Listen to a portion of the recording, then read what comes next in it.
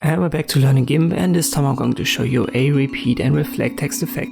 This, you could say, an extension of the effect that I've shown you in my earlier video, so the one that I've published yesterday. Let us start with the black background. We need the text. I press Ctrl A, make it white so that you can see it. Here it is.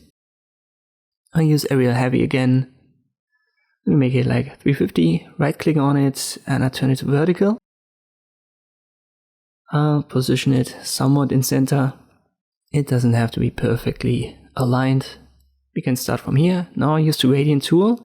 I go to my text layer and I lock the alpha channel right here. It's important that it's on the text layer. And I use foreground to background RGB. For my gradient, I left click and I hold Ctrl while I do. We position these start and end points, and you can see this one's black, and the other one, if I left click on it, you can see it's white. So this is what we want. You can obviously adjust it to the background that you've got and try different combinations. I'm good here. Let me use Unified Transform. I left click and then I reposition it from top to bottom, bottom to top. I hold Shift while I do, and I confirm it. Now unlock the alpha channel, which is also a very important step. It needs to be unlocked. So you can see it's not highlighted anymore. Then I go to Filters, Map, and use Recursive Transform. Check the preview first, and then drag it to the right hand side. I want to have it behind, so I check this box for paste below. And by default, I guess it's 3 iterations. I'll keep that. And I go down with the fade opacity right here. Can go pretty low for this one. I want to have it somewhat dense like this. I confirm it we are okay. Now I'll duplicate this layer.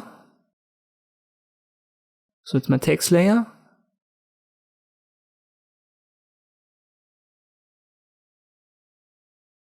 And now I want to reflect it. I can use this flip tool right here. I believe I need horizontal. Let me check. Yes, it's horizontal, so don't use vertical, it has to be set to horizontal, and then left click on it, and you're good.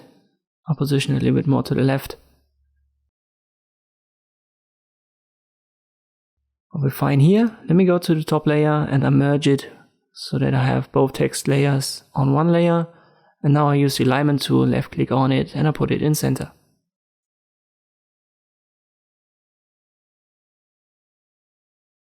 And this is how you can create this repeat and reflect text effect in Gimp. I hope this video was helpful, thank you for watching, and I'll see you next time.